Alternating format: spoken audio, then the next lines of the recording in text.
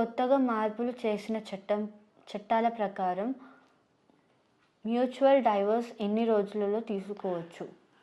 ఈ mutual divorce అనేది భార్యకి భర్తకి మధ్యలో 1 year సపరేషన్ ఉండాలండి. అండ్ ఇద్దరు కలిసి వచ్చి ఒక పిటిషన్ ఫైల్ చేసుకోవాల్సి వస్తుంది. అది ప్రాపర్ ఫ్యామిలీ కోర్టు, వాళ్ళ జ్యుడిషియల్ ఫ్యామిలీ కోర్టులో చేసుకోవాల్సి వస్తుంది. Minimum 6 months of period, waiting period ఉంటుందండి. ఆ వేవర్ కూడా వేసుకోవచ్చు, వేవర్ పిటిషన్ కూడా వేసుకోవచ్చు. సర్కమ్స్టెన్స్ ఆఫ్ కేసు ప్రకారం ఆయన అమెరికా వెళ్తున్నారు, జపాన్ వెళ్తున్నారు, ఎక్కడ వెళ్ళినా కూడా వేవర్ పిటిషన్ కూడా వేస్తారు. అది కోర్టు వాళ్ళు నమ్మితే కానీ కన్సిడర్ చేస్తారండి. ఏ మినిమం పీరియడ్ ఆఫ్ 6 months. విడాకులైన తర్వాత వారికి పిల్లలు ఉంటే వారి బాధ్యత ఎవరు తీసుకుంటారు? అది కస్టడీ రైట్స్ తల్లికి ఉంటే తల్లి తీసుకోవాల్సి వస్తుంది. కస్టడీ రైట్స్ ఫాదర్కి ఉంటే ఫాదర్ తీసుకోవాల్సి వస్తుందండి.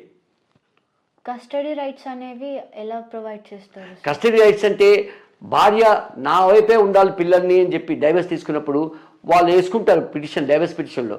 అప్పుడు వాళ్ళ తల్లి దగ్గరే ఉంటుందండి. లేదా తండ్రి నాకు కావాలి పిల్లలు అని వాళ్ళ కన్సెంట్ ప్రకారంగా ఉంటే తండ్రి దగ్గరే ఉండొచ్చండి.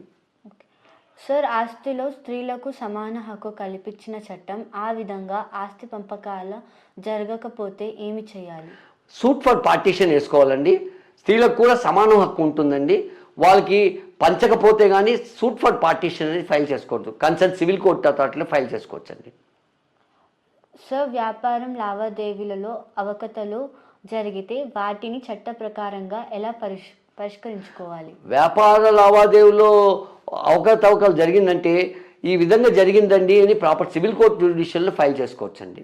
ఆ amount value whether it is an junior civil judge కోర్టుకు వస్తుందా, సీనియర్ సివిల్ జడ్జి కోర్టుకు వస్తుందా, చీఫ్ జడ్జి కోర్టుకు వస్తుందా అని చూసుకొని దాని ప్రకారంగా సివిల్ కేసు ఫైల్ చేసుకోవచ్చు. సార్, ఒక వ్యక్తిని దూషించడం చట్ట ప్రకారంగా తప్ప కాదా? తప్పండి.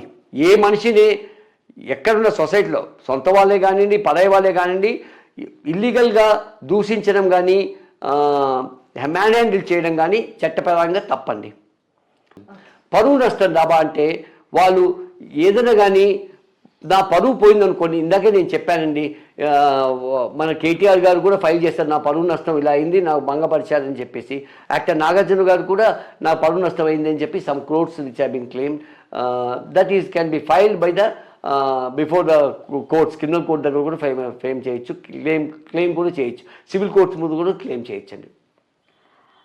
సార్, గవర్నమెంట్ ఆఫీసర్ వారి విధాలు సరిగ్గా నిర్వహించకపోతే ఒక సామాన్య వ్యక్తి చట్టపరంగా ఎలా పోరాడవచ్చు? ఈ గవర్నమెంట్ ఆఫీసర్స్ ముందు ఏదైనా ప్రాబ్లమ్స్ వస్తే ఆఫీసర్స్ ఏమీ రియాక్ట్ కాకపోతే, మీ కంప్లైంట్ ఇచ్చినా కూడా వాళ్ళు రియాక్ట్ కాకపోతే మీరు ఇమీడియట్గా రిట్ పిటిషన్ ఫైల్ చేయొచ్చండి బిఫోర్ ద హానరబుల్ హైకోర్ట్.